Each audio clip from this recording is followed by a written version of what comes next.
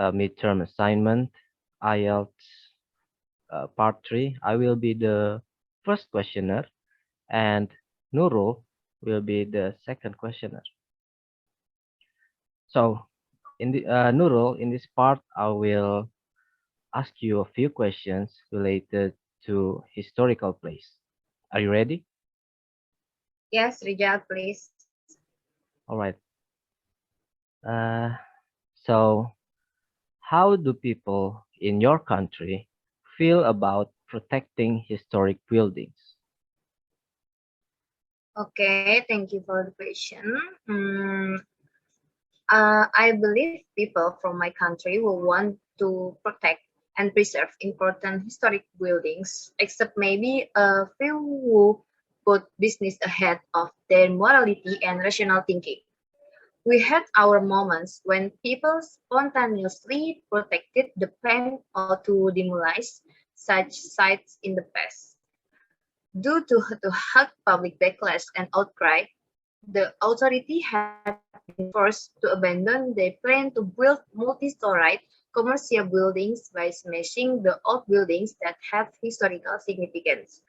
Those citizens in my country are sensitive about protecting anything that has historical importance.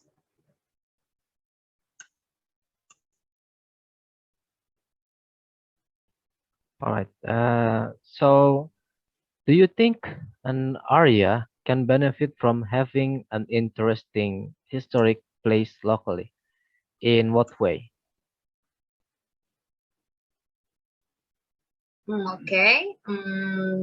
Definitely, an area with an interesting historic place can reap the benefits from different perspectives. First, such a place would attract a high number of tourists and help grow different local business. Besides that, such area as they have strategically important for the local government, and it can bring more development projects to the area. The government takes extra measure to protect such areas from natural disaster and thus get more attention. On top of that, the flourishing tourism of the area spreads the local custom and tradition to other parts of the country. Thus, the development of such a region occurs faster than others area.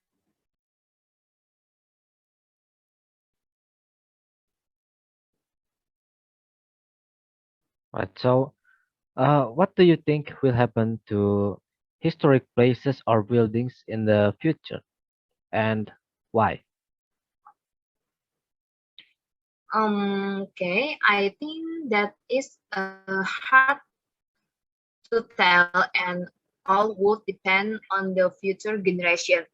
If they feel that such location and buildings are worth to preserving, the owner will take steps to protect them. Otherwise, many of them, which are less internationally known, would disappear and would be converted to ultra-modern commercial buildings. Prominent sites, on the other hand, would be preserved as they will attract many international tourists. Some of them will be debilitated due to the lack of maintenance, and few new ones would emerge as historic places and buildings in the distant future. The main reason some of the historic places and buildings will disappear is that they are less popular and can sell the tickets to the tourists. So the authority or the owner would like to convert them for business purpose. The urbanization, pollution, and the need for more buildings for the increasing population are threats to such historic sites.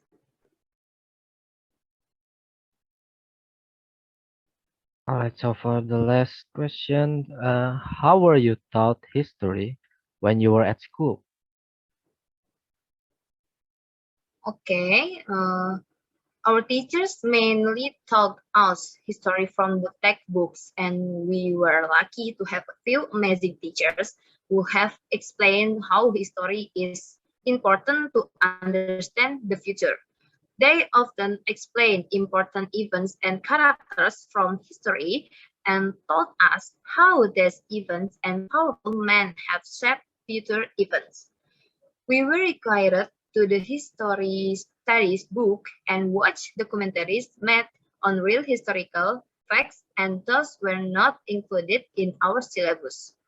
Thus, we were able to learn more about history.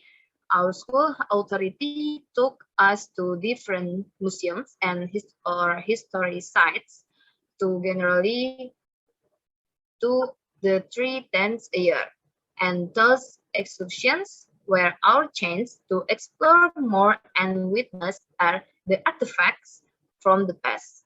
I can recall one particular occasion when we were taken to a war museum and we learned how wars that we had so much had such profound impacts on our human society. All right, that is all the questions. Thank you for answering. Okay, you're welcome. Okay, now we'll move to the second topic the, that I would be a questioner with topic leadership and politics. Okay, Rijal, are you ready? I'm ready. Okay, the first question is, do you think people are born to be leaders? Why or why not? Hmm. Well, for me, no, I don't believe that people are born to be leaders. Leaders are formed by the situations in which they live, as well as the people with whom they associate. To become a leader, someone must have some particular skills and abilities, which may or may not be inherited, but they must strive extremely hard to perfect those skills and abilities. However, simply acquiring those talents and abilities is not enough. Well, they must also put those skills and abilities to good use in order to conquer the correct difficulties at the right times in order to be deemed a leader. Okay, next question is, what do you think about leadership skills? Can leadership skills be taught? Uh, well, yes, I believe that leadership abilities, like any other, can be taught and learned because leaders are not a separate breed of people, nor are they born as leaders. The distinction between prospective leaders and others is that prospective leaders make significant strides and are determined to climb the success ladder in order to help others and lead in an organization where everyone else fails. Of course, some people are born with natural leadership abilities and traits, but that doesn't mean that others can obtain them through hard effort and determination. Okay, do you think unelected heads of state are a good idea?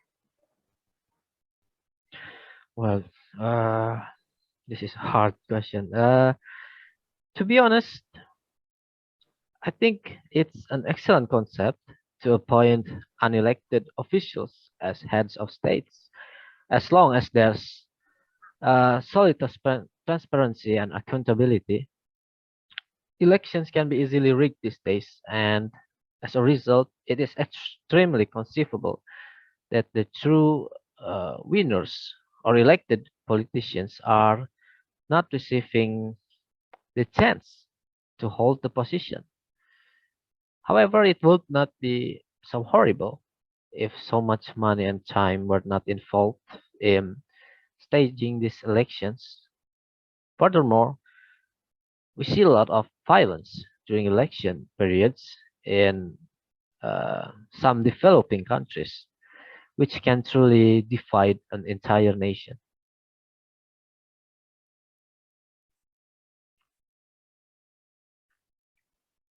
Okay, this is will be the last question. In your opinion, what qualities a political leader should have?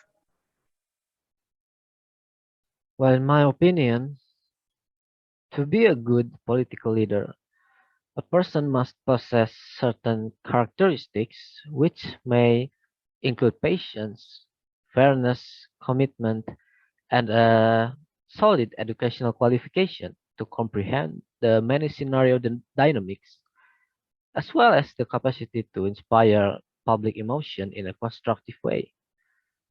Furthermore, a political leader must be able to connect with his supporters on a personal level in order to understand what satisfied and what makes them dissatisfied. And finally, he or she must be truthful and dedicated to the causes of finding answers to problems, not only for his supporters, but also for those who doesn't support them.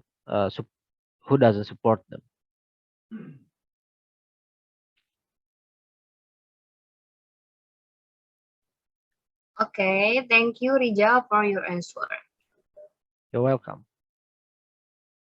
Okay, that is from us. If there is mistakes, we say to apologize.